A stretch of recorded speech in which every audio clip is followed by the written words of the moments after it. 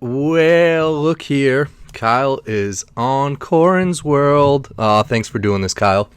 My pleasure, man. A lot of people were going crazy, so I just asked you. I texted you like, "Hey, could you do like a Q&A on my channel or whatnot?" And you were like, "Of course." So I appreciate it, and then I tweeted it out that I was going to have you on the channel this week, and just ask some non-political questions. Some are like sort of politically, but people. Yeah, as soon as I read it, I was like, nobody's gonna want to ask me non-political stuff. I saw one dude was like, I like Kyle for his politics, but I don't really Yeah. like him for his other shit. And I was like, I sort of fuck with that.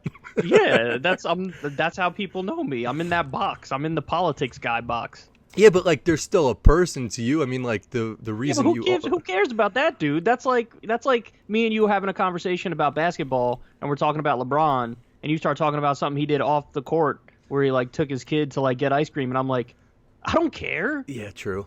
If he took his kid or didn't take his kid, he's LeBron James. Like, let's talk about the basketball part of him.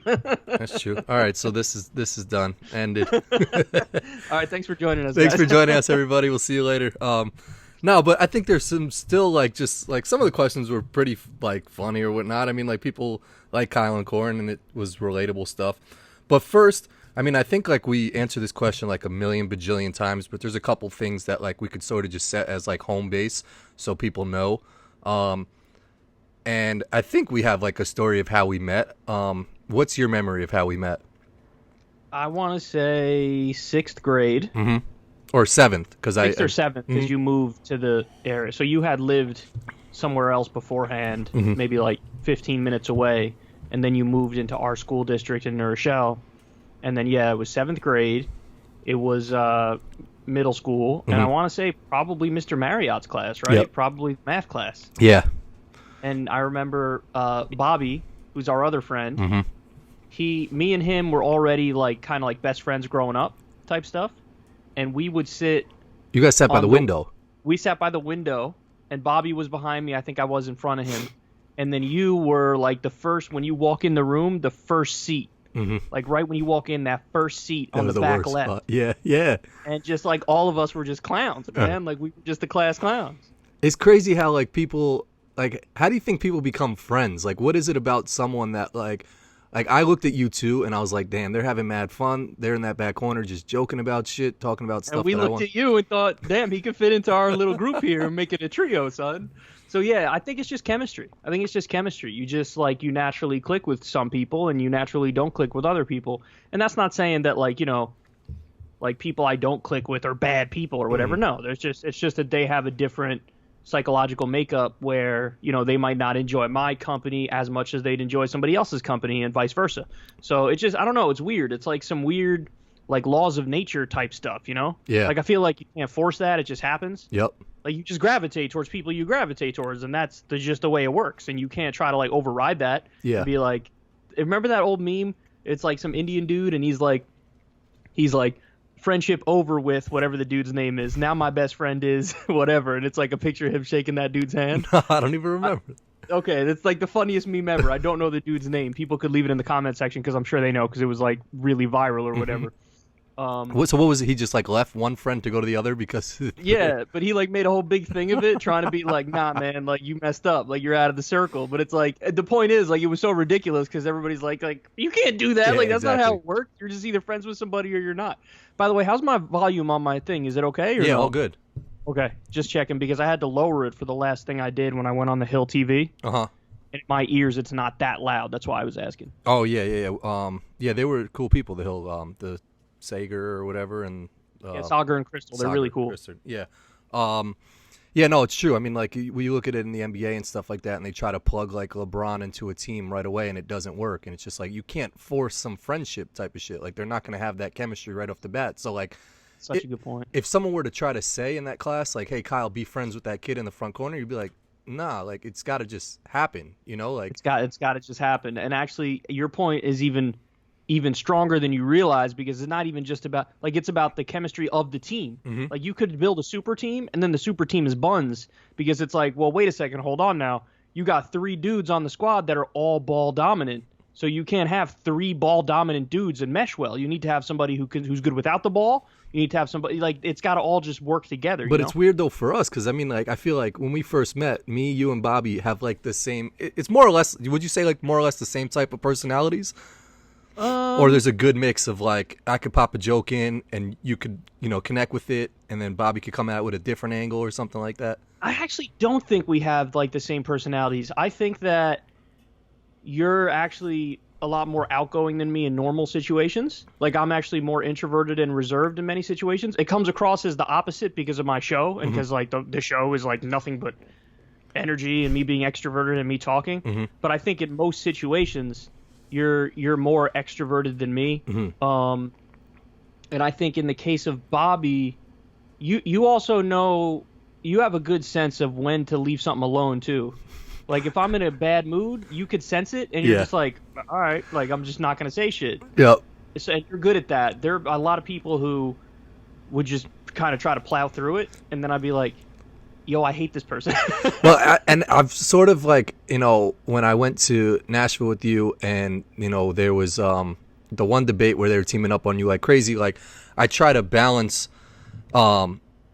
Like in the past, I feel like when we would get tight about something, whether it was cards or like just something at the high school, I would let you have your space. But now I sort of want to like be there for you type in some weird way. Like, yo, you did slaughter that shit, where it's like, I don't want to like, I still want to have space, but not really. So I don't know. I guess understanding that is something that people don't understand as human beings also. It's just like when to intrude and shit and when not to, because people just need their space. Well, the funny thing is, I thought you were just saying that to try to make me feel better. Yeah. Right? And then afterwards, when I was reading the reaction to it, it wasn't bad. People were saying the same thing you were saying. And I was like, really? That's how you guys felt about that? Yo. Because in my mind, I'm like, I only said about 20% of what I wanted to say and what I needed to say in there. And they were all running roughshod over me. And they were all, like, ganging up. And so I'm like... This is terrible. Like I'm sitting towards the end of it, you could see it in my face that I'm like seething angry. But everybody's like, "Yo, you handled that as good as anybody could possibly handle that in that situation." Like, all right, thank you guys. But I thought at the time you're just saying that to try to balance me out because right after that I was like, that was the worst event I've ever done in my life. Yeah, I was like, dude, it wasn't bad. Yeah. So just staying on like just like a main home base thing. And you've probably answered this before. We might have spoke about it when you first did a chat on the channel.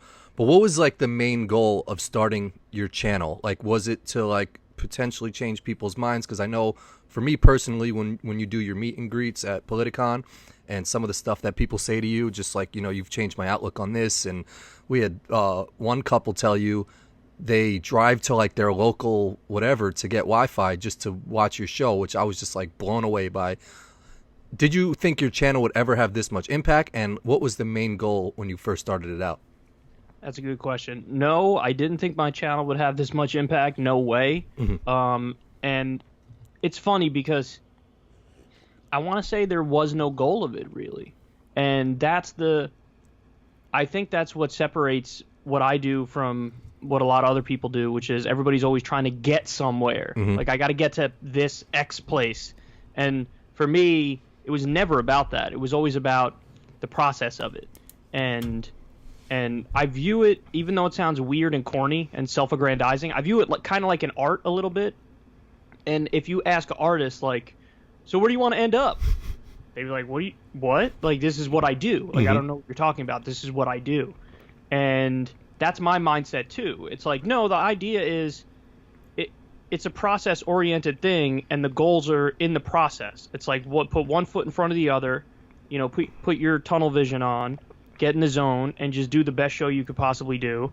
Because I actually care about the stuff that I'm talking about, and I actually find value and meaning in trying to break it down and talk about it and discuss it. And that's why, I've told the story on before that the weirdest conversation I ever had with somebody who's in a similar space to me was with Dave Rubin. Dave Rubin was like, so where do you want to end up, TV? And I was like, basically like, no. And the point of it is what I'm doing. There's no, I'm trying to get somewhere. So I think that, and I didn't realize it at the time, but that's, I think, what people gravitate towards, people, because they can sense that in people. Yep. They can sense that there's no, like, I'm not trying to get somewhere. It's just like, it is what it is.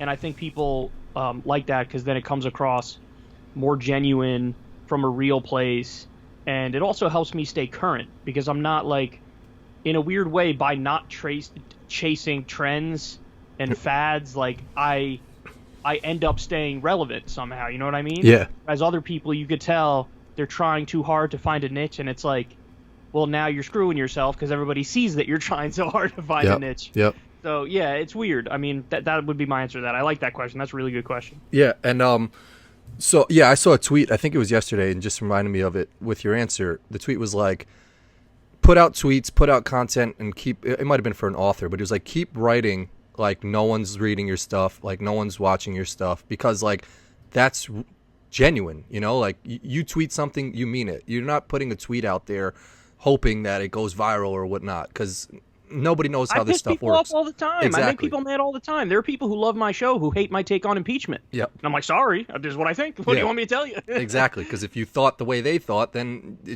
everything wouldn't work, because someone's always going to be pissed off.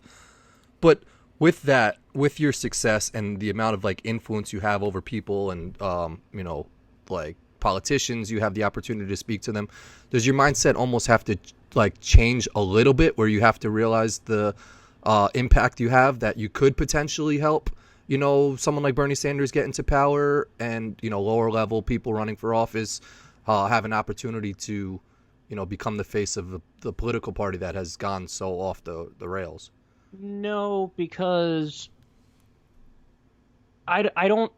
I feel like there's still a large part of the show that is deeply politically incorrect, and that it's easy. It's not like people might think, oh, if Kyle just endorses this person or that person, then they'll win. And it's like, no, you really don't get it. Like, as much as online is real life, it's also not real life. What do you mean by that? So there's this guy, Sargon of Akkad, who's a YouTuber who ran for political office in the UK, and he has a giant online following, bigger than mine. And he got obliterated. And it's like, as much as people think like, oh, this is totally real life, it's like, not really, which is why there's always more nuance and complexity when you talk about the dynamics of a race. Because if you just go by the online reaction, it's a guarantee Bernie Sanders is going to be the next president. But it's not a guarantee. It's not. He's second place in the polls. You know, he's gone up and down. Like, it's not. There's nothing that's written in stone here. So in the same way that, like, Ron Paul back in 2008, he had the largest online following, he didn't go anywhere near winning. So I never felt that responsibility, particularly because obviously a hefty chunk of what I do is also totally unserious. And I'm comfortable with that, because that's who I am. I'm not like a super serious guy who's buttoned down all the time and is always talking properly or whatever. No. I make fart noises with my mouth. I joke around. I say ridiculous things. I say politically incorrect stuff. I tweet things that are, you know, a serious person would go, oh my God, at. Like, I think of my mom as the barometer, because she's very, like, kind of like a buttoned down, polite person. And it's like, she doesn't get what I'm doing at all. She doesn't understand it at all. She can't tap into it. She's like, the pig with the shit coming out of its ass. You wouldn't see like, that. She'd be like, "What are you doing? Like, why did you tweet a fucking picture of a pig shitting towards a politician who said something? That's so impolite."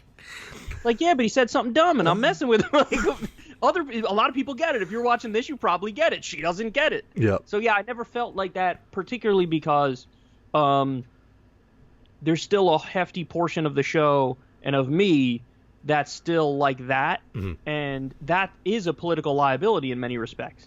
You know, it's so easy for people to dig up old tweets of mine and be like, look at this guy, you want this guy's endorsement, you want this guy's help, you want this guy's support, and it's like, no, it's my show is what it is. It's like a political commentary show that's a YouTube show, and I'm comfortable with the space it occupies. Now, that doesn't mean that in certain circumstances you won't see me like go all in for certain candidates or whatever, but it's never at the forefront. Like, this is the mission, this is the point.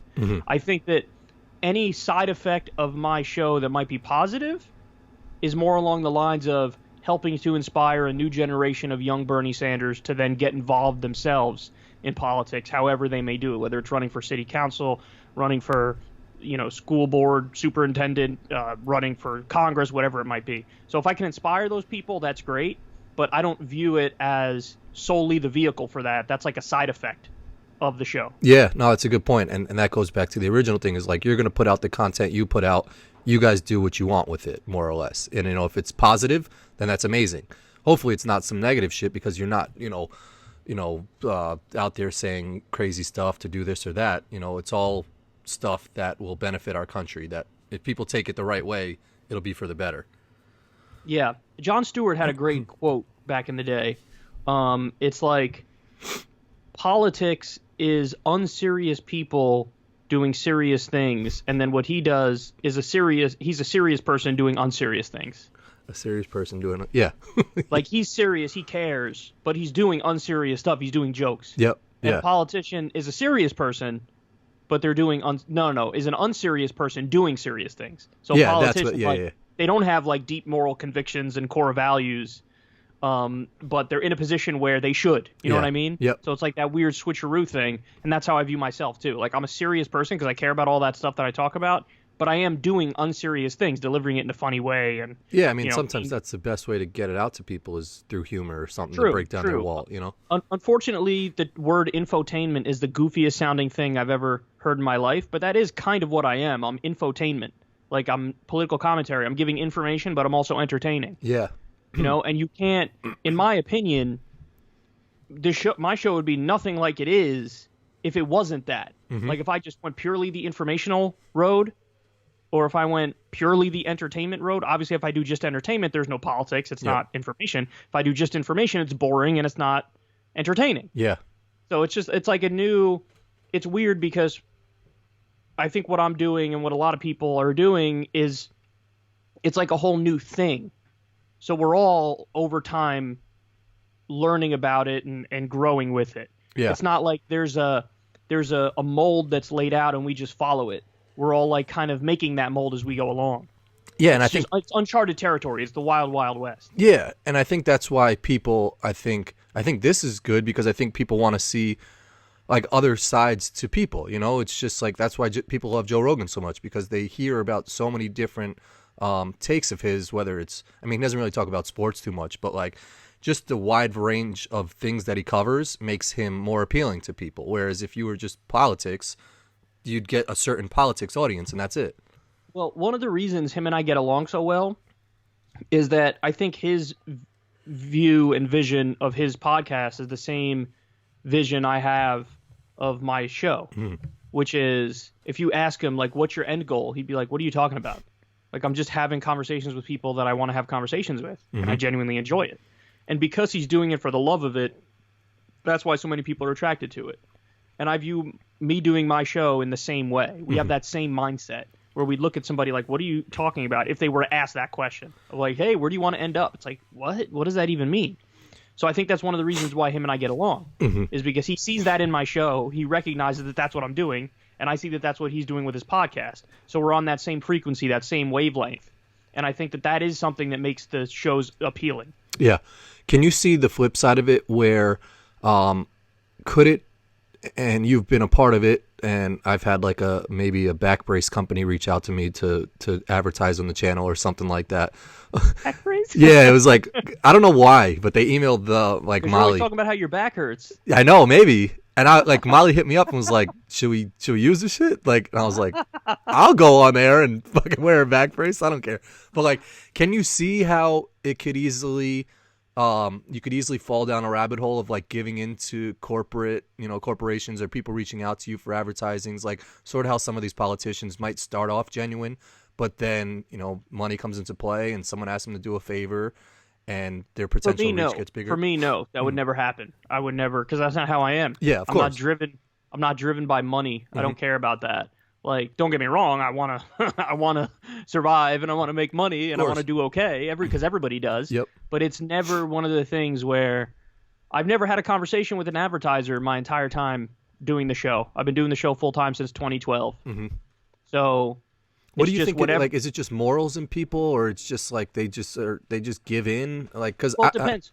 It all gets back to why are you doing it? What's the main goal? Some people are doing it just because they see a lane to make money. For me, I'm doing it because I love doing it. Yeah. And so if money comes, I'm not going to say no to it, and I don't. I mean, we still make YouTube revenue. Yeah. Granted, there's been like a weird crackdown that's been going on for years now when it comes to news and politics, but there's still YouTube revenue there to be made. And so the way that works, the way that system works is kind of genius because there's a buffer between me and any advertisers. So I don't even know who's advertising on my channel. Yep. Which is fine for me because as long as there's not a conflict of interest, as long as I'm not being swayed to say one thing or the other thing because of it, then by all means, I'm totally fine with that, and I'm happy. Sometimes my own enemies pay me. If I do a video on religion and you'll see like an ad for the Mormon Church, and it's like, thank you, Mormon Church, for just giving me money, even though the segment was probably ripping you. Yeah. So that's how we make money, and then Patreon as well. And Patreon is just small dollar donations from people who like the show at patreon.com/seculartalk. And like that's how I'm comfortable making money, where I feel like there's no You're not selling out. There's no moral compromise or anything. But if you had me, if I had a sales team and I'm getting contacted by all these products, number one, I wouldn't like that because it's just a pain in the butt. But number two, people would see through that and be like, why are you doing so many advertisements? Yeah. It's a little bit ridiculous.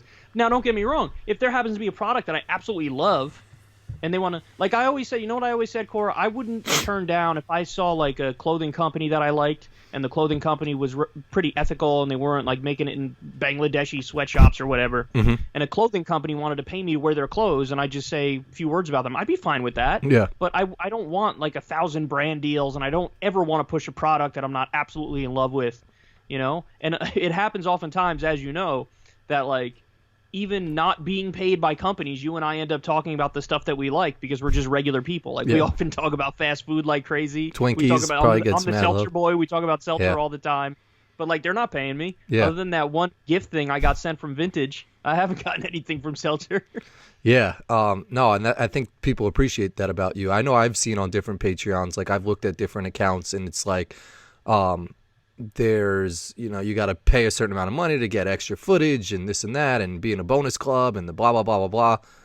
You've always just kept it real. It's just like, here's my Patreon page. There's no extra footage. There's no, Secular Talk Plus. Everything's free. You get access to everything we do. And if you just consider it a tip, you want to give me a $2 tip every month or a $3 tip every month, you want to go nuts and give me $7 every month, by all means. But that's the way I like to do it. I like to do it where people feel like I'm just tipping Kyle and I'm happy to tip him because this is how he makes his money and I know the product I'm getting. I'm getting a high quality, show that's delivered to me that's not, tainted by advertisers, corporations, big donors. Yep. Yeah, there's none of that. And I'm very proud that there's none of that. Yeah. And, I'm at a point now where they're like, people will definitely reach out.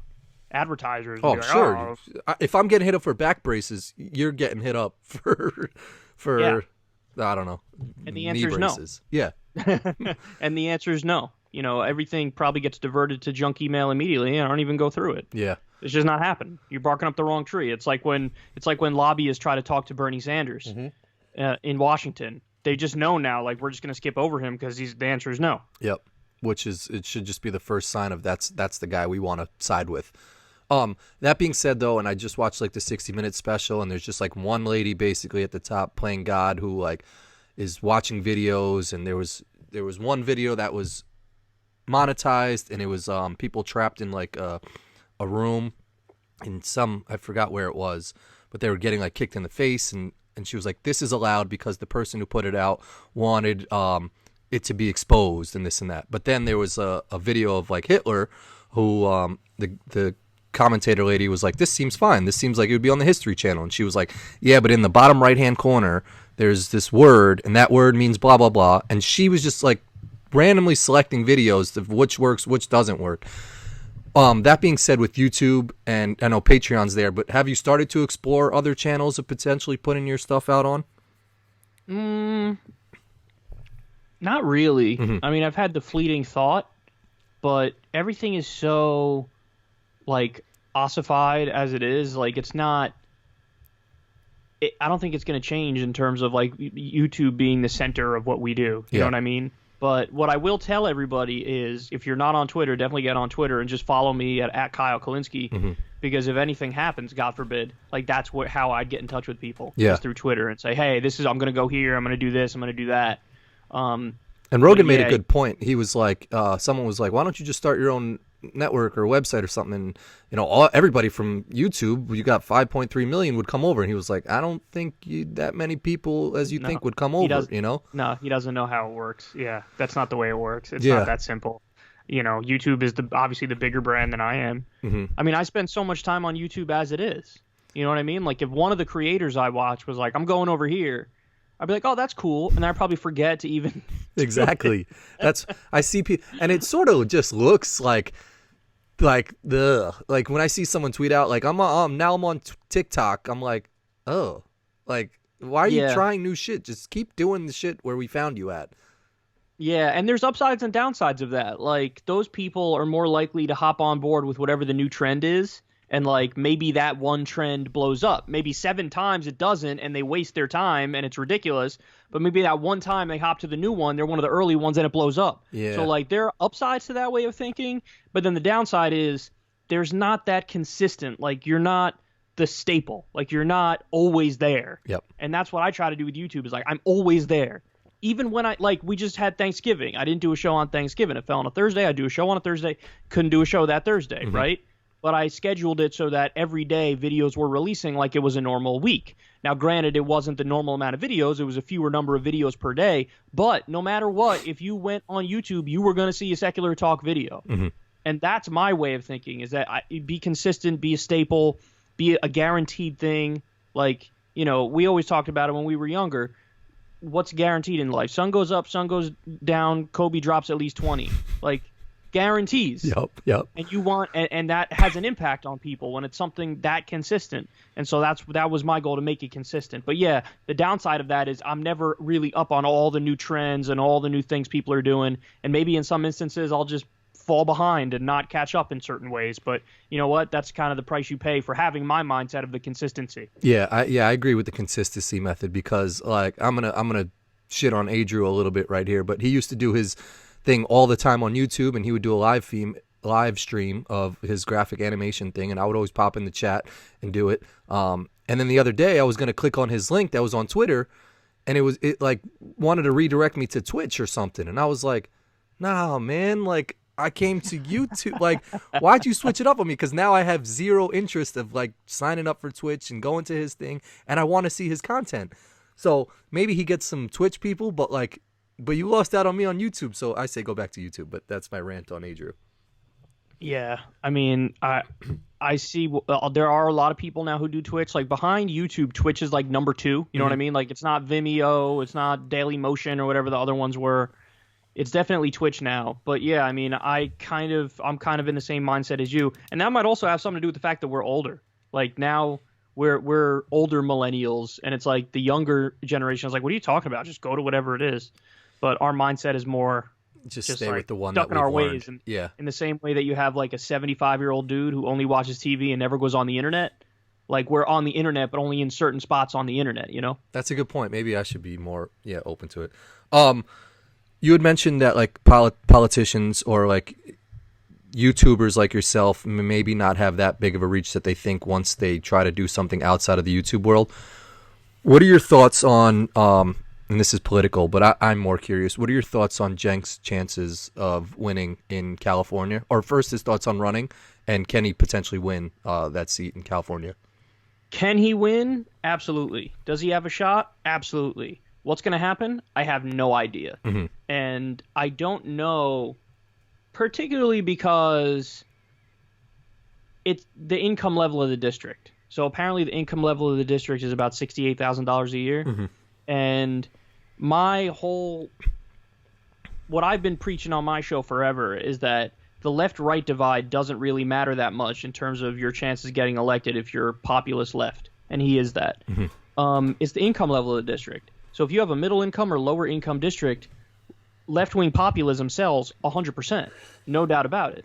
But if you start getting to the upper middle income level and the high income level, those are the areas in the country where populism does not work. And a good example of that is in New York. Mm-hmm. When you looked at the map for the 2016 Democratic primary, Bernie Sanders won upstate New York overwhelmingly, and Bernie Sanders won like minority sections of the city. But he got obliterated in Westchester County. Mm-hmm. Why? Because Westchester County has a pretty high median or average income. So that message just doesn't land when people are doing relatively well financially. So his district, I feel like it's right on that bubble where it could go either way. Like, it could be slightly too high income and they're a little too comfortable to want somebody who's coming in there talking about political revolution and overthrowing the establishment. So, and then also there's the obvious fact that the media is totally biased against him. Yep. And he can turn that into a positive, but it's a matter of how relentless they are and then how relentless he is in response. But here's what's for sure. He has the people who are volunteering. He has the people who are going to knock on doors. He has the small dollar donations. He's, as a result of having that, like, backing of small dollar donors, he's a real threat. Mm-hmm. But it's still totally up in the air, and I have no idea how it's going to go. So I'm very curious to watch it unfold. Yeah, I just feel like he's a candidate that, like, I mean, I've never paid attention to California's whatever seat that lady Katie Hill was or whatnot, but I feel like he, on paper, just has more buzz than what she would, no? Or, like, I guess the people there do more research and know more about the candidates, but I feel like... Yeah, on paper he does have more buzz, but you got to translate that into votes. Yeah. And there's a lot, like, the dirty little secret, I don't know how much of a secret it is, but about winning elections is, and you can ask Alexandria Ocasio-Cortez or any of the Justice Democrats, dude, they made so many phone calls and knocked on so many doors, and, like, basically they got some people to say, oh yeah, I'll vote for you on that day, you know? But it was nonstop, always knocking on doors, always making phone calls, always being in the district, and it's like real grunt work. Like, no, you're the candidate. Go out there and knock on that dude's door who you've never met in your life and try to spark a conversation and then try to get them to commit to vote for you. It ain't easy, man. I can't imagine. So you need to be 1,000% dedicated to it. Yeah. That's what you need to do. So, again, I'm very curious to see how it unfolds, just like everybody else. Yeah, that's why it's so tough. I saw one video he put out where he was talking about Mitch McConnell, and he was the one with the guns, talking to, like, a group of kids. I guess he had, like, his daughter on his leg or something, and I was just like, damn, man, the last thing I'd want to do is just get out in front of a big group of people and, like, have to make a point about something when, yeah, so I mean, I give him props, but that's a lot of just getting out there and really staying after it, which if he's committed to doing it, he does. He loves that stuff. Mm-hmm. Yeah, he loves getting out in front of crowds like that and talking. The only other advice I'd give him is that he has to switch up some of his terminology, because whenever he goes, like, he'll go after Republicans, full stop. And, like, he's very, very divisive in his language in many ways. I would really advise him to make distinction. When you go after the Republicans, be like the establishment Republicans in D.C. Like, that's who you should be going after, because you don't want to alienate the people who are Republicans who you might want to get to vote for you as well, because Cenk is definitely going to hold the Democratic base, but it's a matter of now chip away and get some of those independents and get some of those Republicans. And the way you do that is you can't make them feel like they're the enemy up front. And sometimes he's a little bit too extreme in his language in that way, and I would tell him you got to moderate that a little bit. Doesn't mean he changes his message, doesn't mean he stops being aggressive. It means you make a distinction between your average Joe Republican voter and the swamp things in Washington, D.C. Yeah, that's a good point. All right, let's ask some of these questions from from Twitter. This one sort of relates. This is Buttigieg for all who want it. Would Kyle move to LA to join TYT with his Secular Talk channel? No, I don't want to move to LA. I don't want to. I mean, we were just talking about it beforehand. I have no problem. Like, I'm thinking about doing something for the winters. Yeah. Getting a spot for the winters and going to, like, sunny Florida. Yeah. But no, I'm not moving to LA. LA is too far. I don't want to think about earthquakes. Yeah. Cost of living is through the roof. You go to places in Florida, cost of living is really low. Yep. And it's really sunny and really beautiful it's in the the winter. Same thing, yeah. So, yeah, I would consider doing, like, a little 3-month thing in Florida every year. Get a nice little spot and then do the show from there and everything. But LA, nah, I don't think I'd move to LA. LA is, yeah, just so far. Did you talk about getting a firearm? Someone said, did you get your firearm? If so, what type? I did a while ago. I was talking about it. I haven't gotten it yet, but there is a... I was looking at a Henry Lever rifle. I think they're so... The Henry Lever. Henry Lever rifle. It's really cool looking. It's like the old school Western movies where they would cock the gun like... Yeah. Well, you your know? father used to go hunting and stuff, right? So he had Yeah, that's rifles. a lot of that's something that a lot of people who are maybe new to secular talk don't know about me is that when I was a kid, my dad had this place in upstate New York because when he was a kid, Oh, I don't his even think dad I knew would that. take him up there on the weekends. This little like farm in upstate New York. And so when I was a kid, we used to go there, I don't know, maybe twice a year or something like that. And he taught me hunting, fishing. I actually got my boating license when I was like 13 or some insanely young age. I was able to legally be a captain of a ship at That's the age so of like crazy. 13. That's so I know. nuts. I don't remember anything about it. I couldn't tell you what starboard is anymore. I don't know. I don't remember anything about it. But I did take that test and I did pass that test, and because he used to have a little fishing boat as well, and I'd go out with him on the fishing boat. That's sort of So when gangster. I was a kid, it's weird because culturally I'm like a really interesting mix because I was obviously like a kid growing up in the suburbs of New York and like playing video games all the time, Basketball playing or not, basketball yeah. and soccer and stuff. But then I had this other little streak where my dad taught me how to shoot guns and I would target practice with him, and it was a really interesting mix. So yeah, I don't think a lot of people know that about me. Yeah, I was always intrigued by that because it was just like all the friends' houses I used to go to when I lived in Greenberg were just like either like an apartment or just like they just had some paintings on their wall. But when we used to go to your basement in New Rochelle, there'd be like deer heads on the wall and shit, and I would be like I would be What is this? yeah, like it was just a totally different world for me. So like hunting and fishing and all that stuff has always just been like a third language for me. So the fact that like you're aware of all that stuff is pretty cool. Just so everybody knows, I never have gone hunting and I've never killed an animal. Oh yeah, So I just want everybody to know that. And also, the one time I did go hunting with my dad, we didn't get anything, number one. And number two, I distinctly remember it was like 8 degrees outside and Yeah. a cold winter morning, and I was sitting on my legs, and like an hour later I went to go move, and I learned what it felt like to be paralyzed for a split second. Because there was like no blood flow to my legs. that's the worst. And I was like, I literally couldn't move my legs, Core. Oh. I was like thinking like, okay, move your leg now, and I couldn't move it. And I panicked, and I told I'm like, Dad. And he was like, shh. I was like, Yeah, why are you shushing me? I can't walk. Like, what's wrong with you? I'm But gonna shit. anyways, I'm gonna shit on hunting for a second because I've seen people who have done it on Facebook and all this stuff, and maybe they've done like a live video of them getting ready for hunting season. The fact that you'll just like sit in a tree or sit in some leaves for potentially hours and not do anything or not get any deer or whatnot just seems so. I don't know. I think wasn't it's the for me, dumbest man. shit ever. Yeah. Fishing's not for me. Fishing's not for me Hunting's either. not for me. Nope. I did think that target practice was fun. I had fun doing target practice. Oh, huh. Going to like a hunting range or going to an empty field and See, that wouldn't do filling it for up me either. like old bleach bottles with water and putting it 200 yards away and then shooting it. Yeah. That was fun. Mhm. But yeah, in general, the country lifestyle is not for me. Everybody knows like my one hobby is golf. Yep.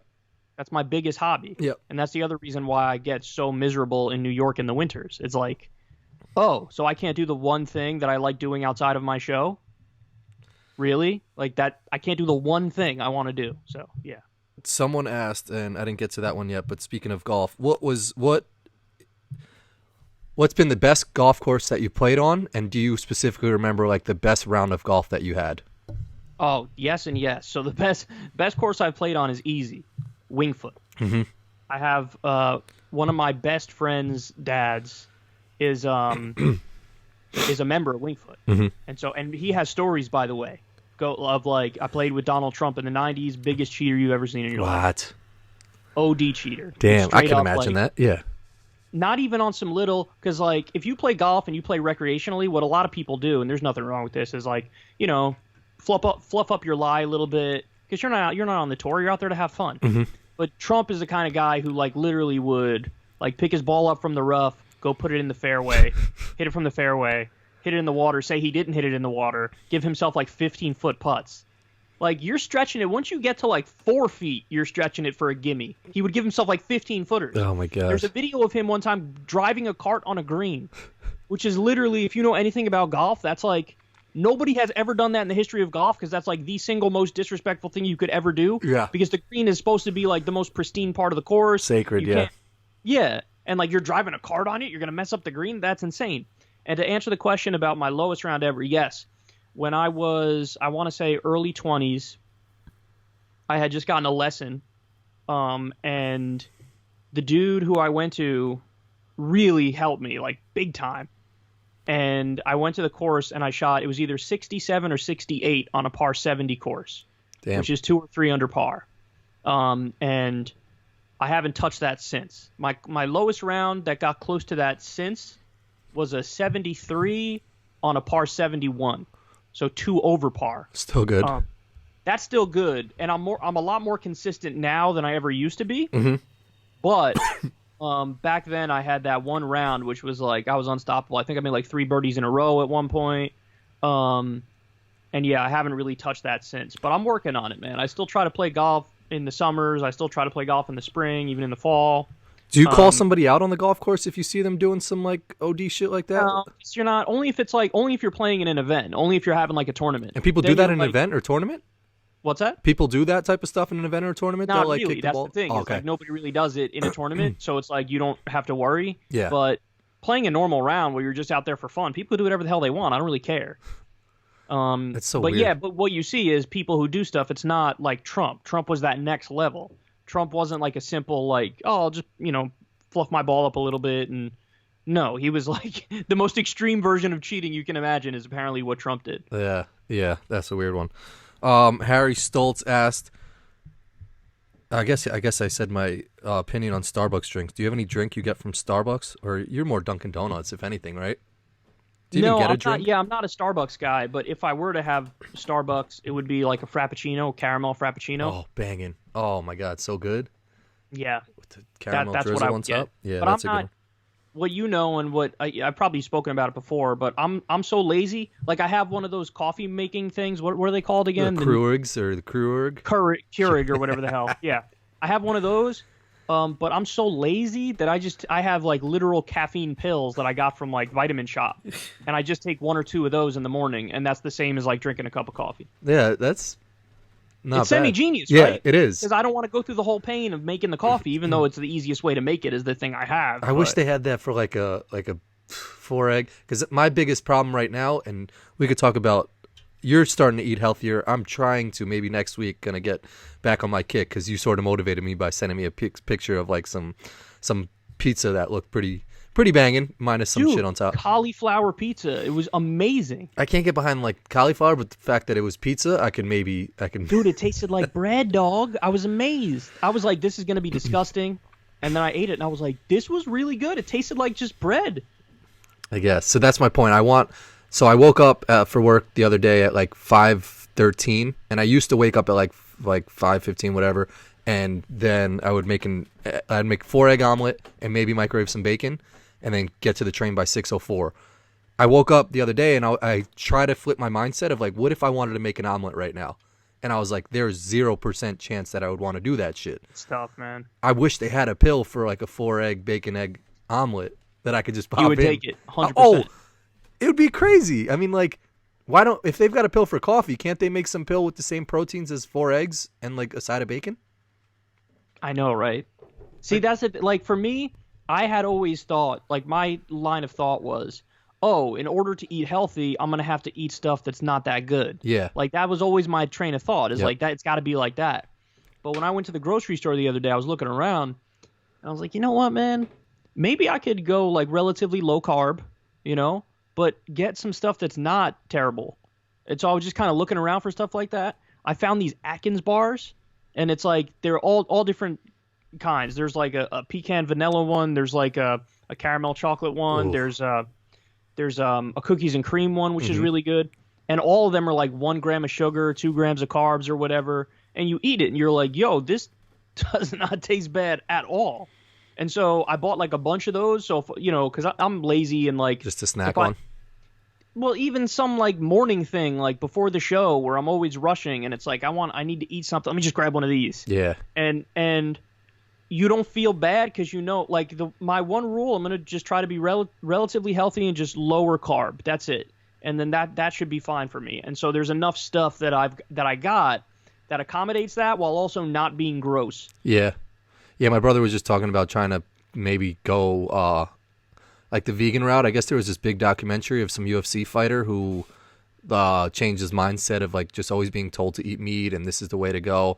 And he was like, I started looking at it and, I and now cut out meat, and it's just plant-based diet, and I guess he's felt healthier, but I don't know. I would never not eat meat, but that's me. Yeah, I mean, I don't have that much of it, but I have it, you know? And I don't know, do vegans have eggs or no? That was one of the things too. Jed was like, "Yeah, I don't know, eggs. I think I'll still have." Yeah, because I bought some eggs too when I went to the store, and I've been having those on like one piece of whole grain toast. Like I'll make like 2 or 3 eggs and put it on one piece of whole grain toast. Yeah, and I'm just like, oh, this is like it's kind of healthy and it tastes pretty good, and I'm not giving this up. and eggs to me aren't like they don't seem that bad. Like you're not slaughtering any animals. That shit seems like it's naturally from the earth or whatever. Even though it's I don't know, chicken poops it out. I don't know how they work. Will Kyle start your it's Layla Sheepy, more or less, like, are you going to come out with more Secular Talk apparel and do any more like clothing or anything like that? Oh yeah, we'll do something soon. We did it like every year for a while, and then we just kind of stopped for the past 2 years or so. But yeah, we'll do something soon. We usually do a shirt drive, but I don't know, maybe at some point we'll do more permanent merchandise. You know, like stuff that you could get all year round. Yeah, because that's something I have there's no moral issue there with trying to sell, you know, shirts, merchandise, shit like that. Yeah, and I think you say a lot of witty things that, like he says. Yeah, they're with all the funny quotes. Yeah, they're definitely shirt-worthy. Even if it was just like the fart noise in word form on a shirt, I think someone would buy that. Are there any Semi-Slint Observer? Are there any recent scientific discoveries, accomplishments that you've been impressed, or even just blown your mind? I mean, every now and then something will come out about space that's about a black hole or whatever that I'm like, ooh, that's interesting. But yeah, I don't know enough about it to really answer that with any specificity. Okay, this dude went on a question rant. Daniel Falsafi, Super Rewinder. Do you realize how much reach your channel gets? No, not really. I don't think about it much. I just kind of do the show, and whatever happens, happens. I mean, I see the numbers, so I know it has reach, but I don't let that get in my head and stay there, you know? Yeah. What was your first car? First car was probably the Chevy Cavalier. Yeah, the red joint, right? The red. Or no, you had the truck first before that, right? Or did you have? Oh, no, you're right. It was the Blazer first and then the Cavalier. Yeah. But it was kind of at the same time. So basically the way it worked, guys, is that when my grandmother got too old, my grandmother on my dad's side, she, you know, we got the car, my sister and my sister started driving the Cavalier, and I had the Chevy Blazer, 1999, I want to say, Chevy Blazer. Yeah. That's sort of a gangster car for your grandmother. No, the Chevy Cavalier she had. Oh, okay, yeah, that's more respectable not for her grandma. So I was driving a 99 Chevy Blazer. It was really nice. It was like a higher end one too. It was like leather seats, moon roof or whatever. CD player back in the day. CD player back in the day. I really liked that car. Yeah. But I ended up switching with my sister, and she took the Blazer and I took the Cavalier. And the Cavalier was not high end. It was just cloth seats. It was a 2-door little red car. But I took it particularly because of gas money. I didn't have. Like, I needed to fill the tank on the Blazer is expensive. Yeah. To keep filling up. And I was like, Jen, can we please switch? Because I don't have the money for this. That must have been a tough day, man. She had a job at the time. I was young, obviously.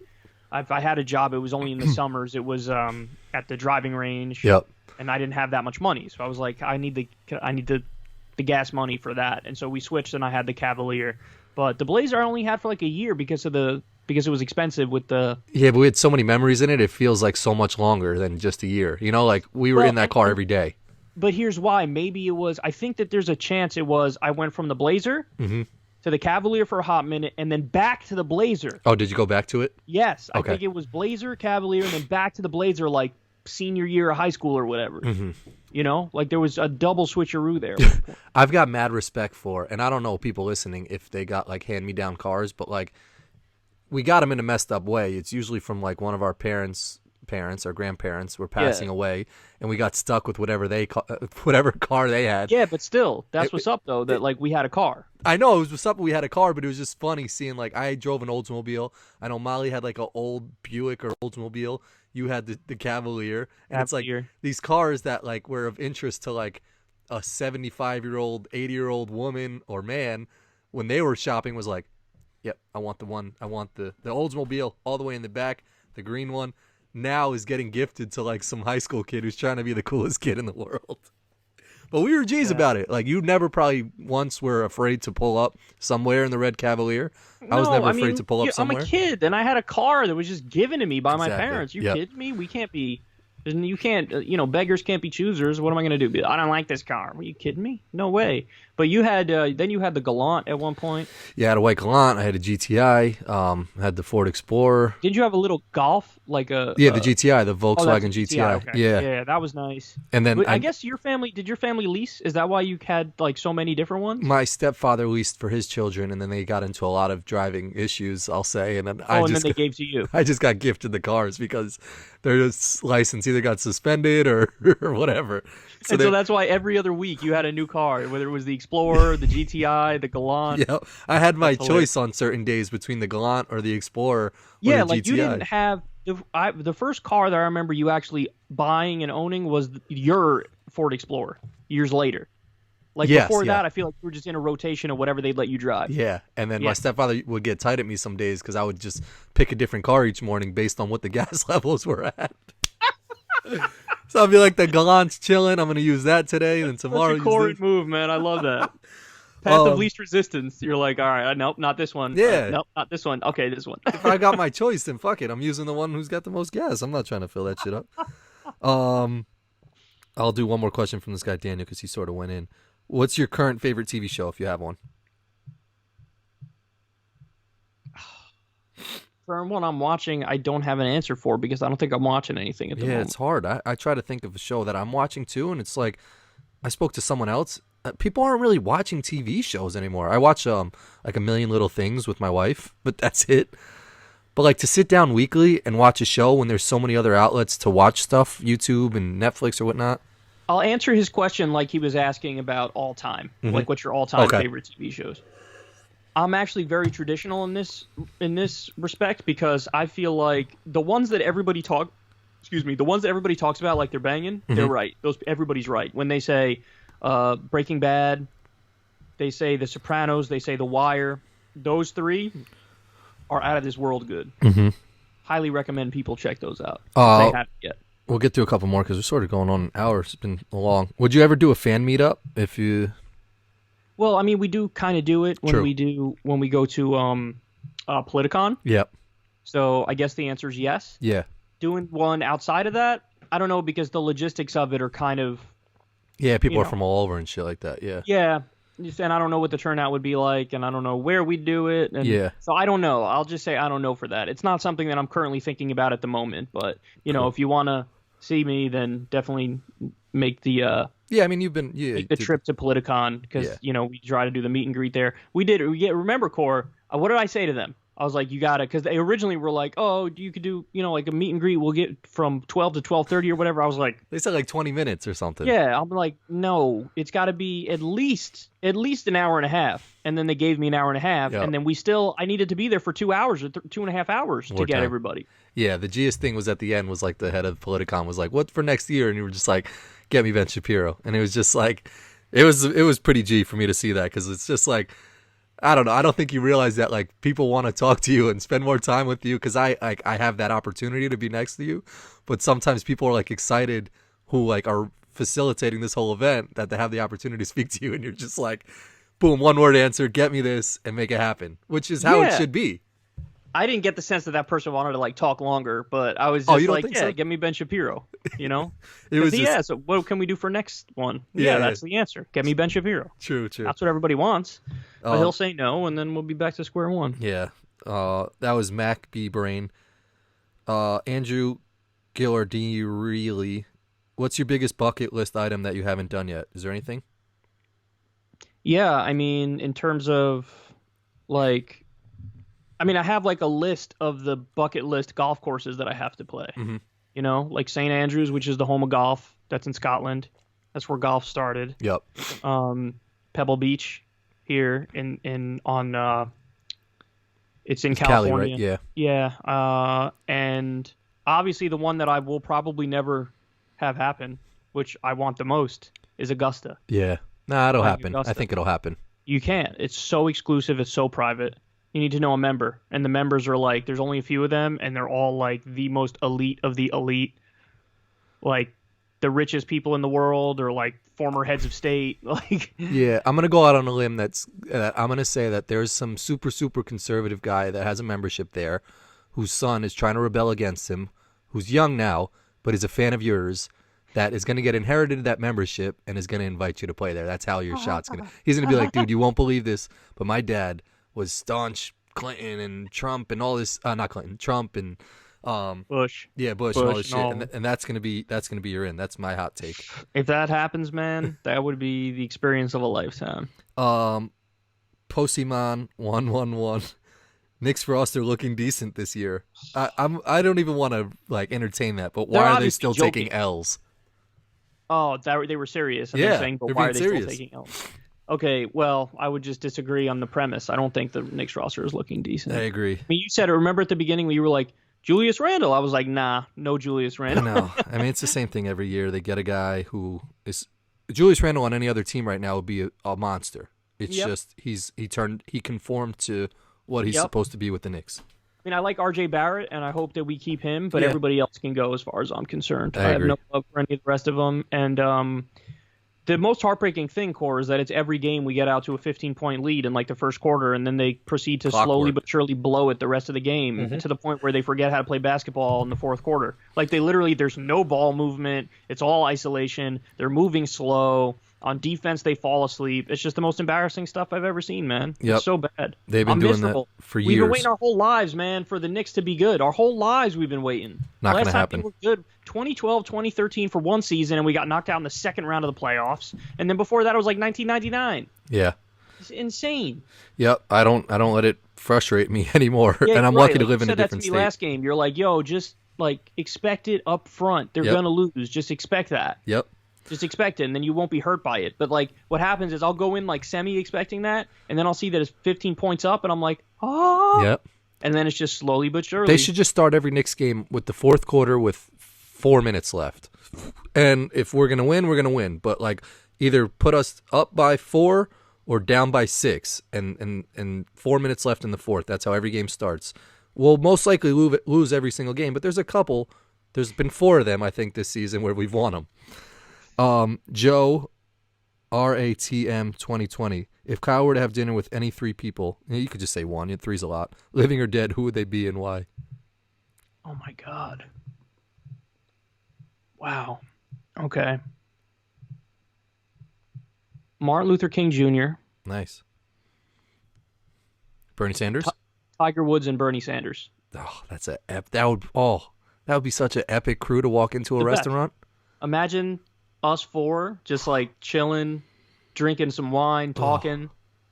I would love to hear like what all of them have to say. Yeah.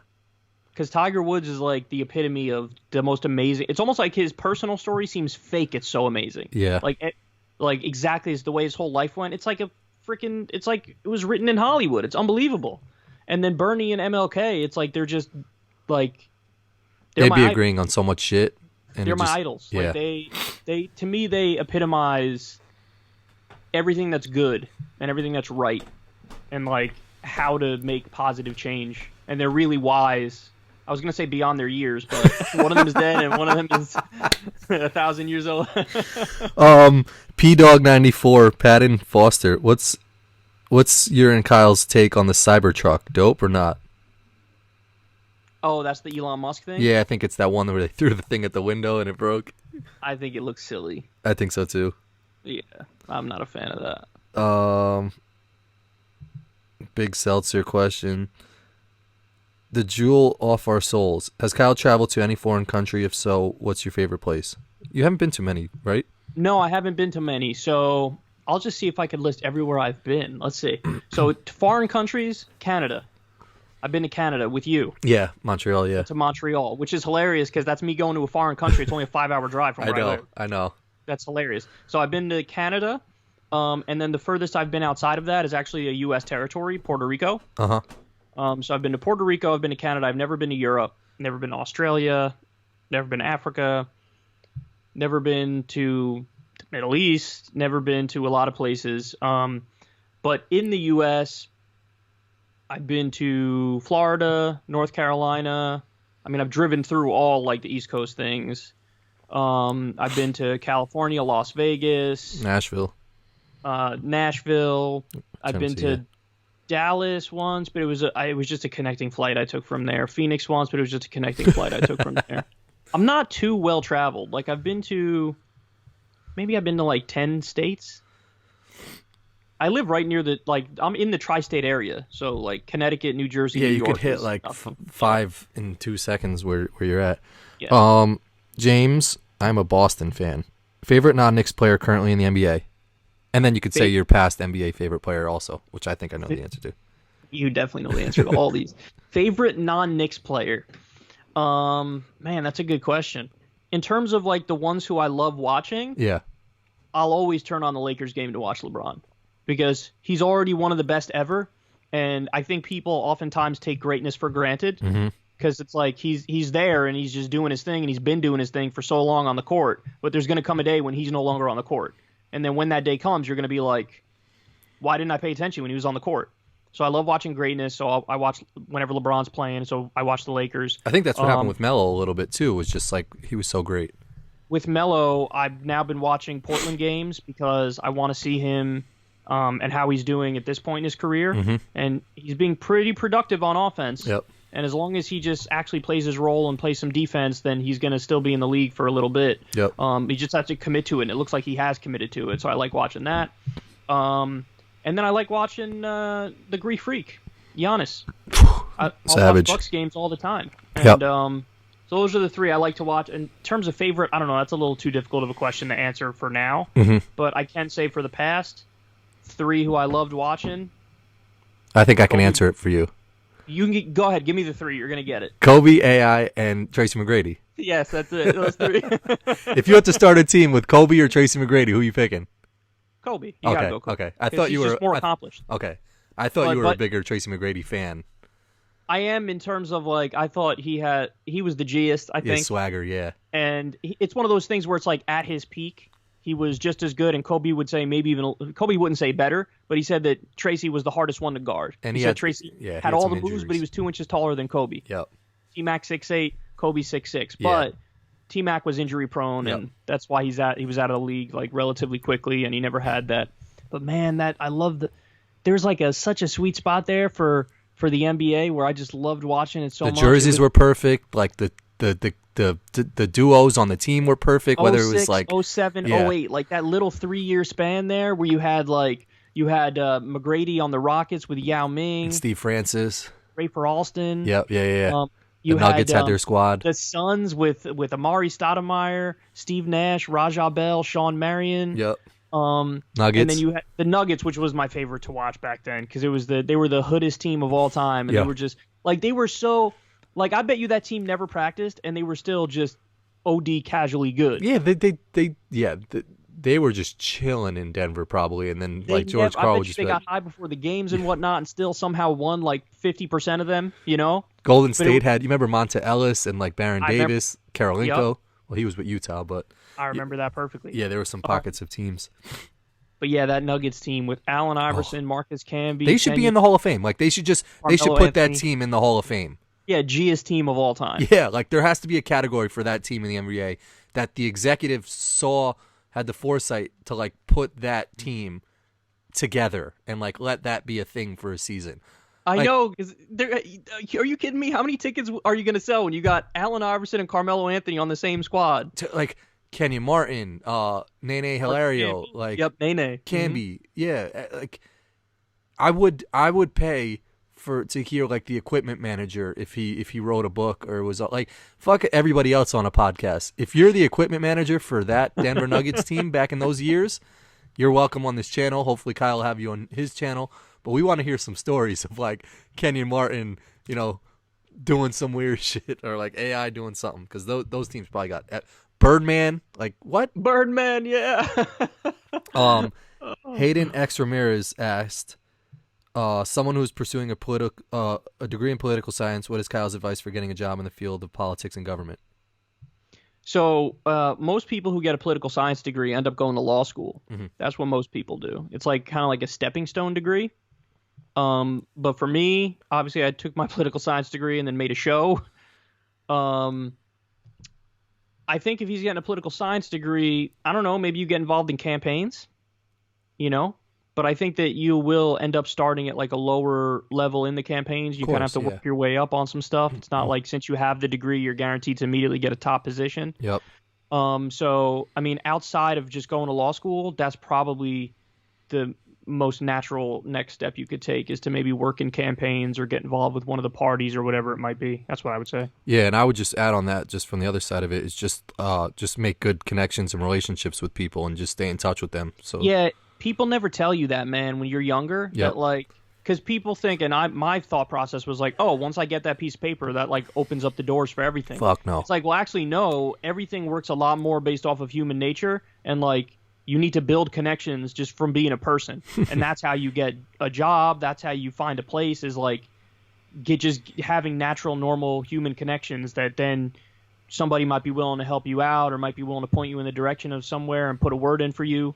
But nobody tells you that when you're younger. Nobody tells you that like it's not as much of a rigid path as people pretend. Yep. It's a lot more of like that's why there are plenty of people who didn't go to college, for example, and they have good jobs because they got in with the right group or right friends when they were in like high school, and next thing you know, they're in a position where they're making decent money. Yeah, for sure. Couple more. Epic Leckley. Is Kyle ever going to visit Scandinavia? It would be awesome because he's got a lot of fans here. I don't even know where Scandinavia is. No, I probably would. Oh, for real? Would visit Scandinavia at some point. Yeah, I mean, those are the political systems that I give so much credit to because they have it kind of how I think we should have it here. Yeah. You know? So I'm like the biggest fanboy of those countries, and so I think they all got the word that like this guy likes all you. Yeah. And so yeah, I'll probably visit there. What's interesting, and I would have this question for anybody who lives there, is how the hell do you deal with the time changes and the weather there, because it's super right? cold there. Yeah. Number one. Number two, it's like, dude, in the summer, it's like the sun sets at like 2 a.m. or something. 2 a.m. What? Like it'll be yes, and in the winter, shit'll go down at like 1 p.m. What? Because it's that far north. When you're that far north, the times get like weird. Like, wow. Think about it. Where I am in New York, it's like in the summer, the sun will stay up until 9 or 9:30. Yeah. In the winter, it sets at like 4:30. Well, 4:30 more like. Oh yeah, and they're just closer to wherever the sun is. And their hitting. shit is even more extreme because they're further north than us. Wow, yeah. So I don't know how people deal with that, because here in New York, and it's not nearly as bad as there, I struggle with the winter, with the temperature, with the sun setting early. I hate that. Yeah. So I don't know how they deal with it when in the winter it sets even earlier. Yeah, that's a good point. Right. I mean, I guess they're just used to it. They just get used to it after, and that's just normal to them. But for me, I would go crazy. I'd go crazy in New York, and it's not even that terrible. I know, and I'm the same. Uwasis, favorite old school music? Oh, all R&B stuff. You know that. Yeah. Yeah, I'm big, huge R&B head. I feel like 90s R&B is just like legendary. 90s and then even early 2000s. I think Donnell Jones, I feel like, is mad Bangers. Underrated. Yeah. You know, I feel Keith like Sweat. Keith Sweat, Classics. Isley Brothers, Yeah. Charlie Wilson. Bangers. I'm big. Like, my number one is R&B. My number one music category is R&B. Number two is probably a tie between pop and hip hop. Yeah. Like a Chris Brownie mix type of thing. Chris maybe. Brown is underrated. Usher. Classics. Maybe like two more questions. Liam, would you go on The Amazing Race with me? No. No, I would do that shit in a heartbeat if there's a producer for The Amazing Race listening. Yeah, Corin, you definitely would do that. You'd be good at that. Because that's a question I have for you, actually. Is so you travel a lot for your job. Yeah. How do you like that? Do you like that? I do like it a lot. I sort of like, I mean, Molly probably doesn't want to hear this, but I like being by myself a little bit, you know, in a spot and exploring things just on my own. So like whether it's just walking around a city, because like if you look at it, all cities are the same. There's fucking tall buildings. It's just like the weather's different. But like seeing the people that are in that city and I don't know, just trying a different restaurant, where if it's in Texas and they got banging barbecue, I like just doing that shit on my own and not having to. That's why I think me and you work well, because it's like we'll go eat somewhere and like we could just appreciate the banging food we're eating and then throw in once in a while like those ribs are on point. And like it just vibes, you know, like there's no unnecessary extra shit that is going on. And no disrespect to Molly and my daughter, but like sometimes it's good to just have your own time to explore and test stuff out, you know, and see what other people are all about. Yeah, so traveling, like I feel like you're such a pro at it. Whenever we go somewhere together, you're just like, you're so like, you know how it flows. You're just like, okay, we're doing this, we're doing this, we're doing this. You'll be like to me, like you'll see I look tired or whatever. You're like, yo, you want me to drive?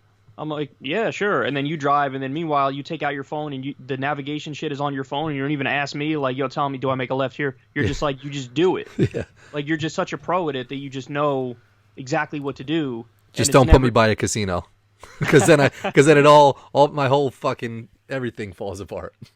But there's never like a hitch in the process. It always just kind of flows because you're such a pro at it. You've traveled so many places. Yeah. That you're just, you know exactly what to do. It's never any weirdness. Yeah. Thanks.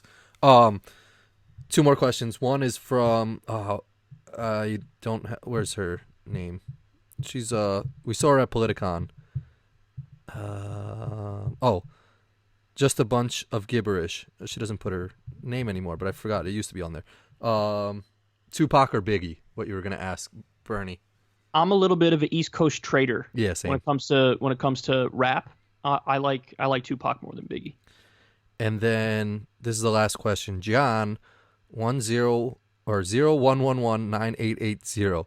What would you be doing for a living if it wasn't the show?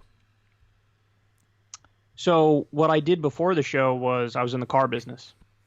Mm-hmm. You think you would have stayed there? No, I don't. I think that I would probably have tried to become a professional golfer, and I would have failed, and then I would have been a teaching pro. I would have taught golf. And I still like that. Like every now and then I'll go play golf and I'll be playing with some dude and he'll have his little kid with him. And like they see that I'm decent at golf and they'll ask me like, could you take a look at my kid swing and let me know like what you think needs to change? And then like I'll help the kid. And then that always makes me feel so good. You help the little kid and the little kid hits a good shot and then they look up to you like I did it. So happy that they hit a good shot. Yep. And I've done that a few times, and every time I've done that, my thought process immediately after was like, if I wasn't doing my show, this is what I would be doing. I'd be a golf teaching pro, and I would give lessons and stuff and help people that way. I think you still have the opportunity to even like, if that was like, because it's not, I mean, there are full-time golf pros, but even if that was something that you did part-time, I'm sure you could do that. No, I wouldn't. I wouldn't have the time for that, to be honest. Between the show and then also golfing just for fun for myself, and like, no, I wouldn't have the time for that. And there's also like, if I were to go that road, like if the show never took off and I had to go that direction, there is a process. Like you can't just say I'm going to teach golf and that's it. You have to get your certificates. You have to get approved. Yeah, you have to get approved because there's a whole process. You have to become a pro. The way you become a pro is you have to pass your player's ability test, which is like a tournament that you have to score, below a certain number or whatever. So yeah, I mean it is a process, but it's definitely something I could have done if I wasn't doing what I'm doing now. Yeah, for sure. No, yeah, that's a great point. I think there's something rewarding, and like I mentioned to you before, when people come up to you and say that you've changed their outlook on this, or you changed them from conservative to liberal and all these things, seeing someone change or like hit a good shot, or even with my daughter, like seeing her do something I told her to do, like try this, there's something rewarding about that. Super rewarding. You know that. Yeah, that's one of the best experiences is when the people come up at Politicon and they tell me. Any other non-political YouTube shows that you watch? Let's see. There's a lot of golf stuff I watch. And the basketball videos, I know you're into those. Oh, yeah. That's a very recent thing of mine. Like, I just ended up going down a little bit of a YouTube rabbit hole when it comes to basketball YouTubers. because there's a lot of really good ones, and they do like really interesting breakdowns of like, what if this person never left this place? What if this trade went through? Like all stuff like that. Who's the top 10 of all time? But yeah, outside of politics stuff, yeah, it's NBA stuff and golf stuff, and I'm looking to see if there's anything else that it's every now and then some card stuff. I'll watch some card stuff, and then I guess you can sprinkle in, like the Joey Diaz and the Joe Rogan, because that's not exclusively politics. Yeah. So I'll listen to that stuff as well. Cool. Yeah, and that's it. Dope. Well, thank you, Kyle. I'm sure people were excited to hear. I think people probably got a little more out of it than they thought. So fuck that one guy who said he didn't want to hear about your shit outside of politics. But no, thank you for doing this. I really appreciate it. Anything else you want to add? No, man, my pleasure. Thanks so much for having me. All right. Thanks, dude.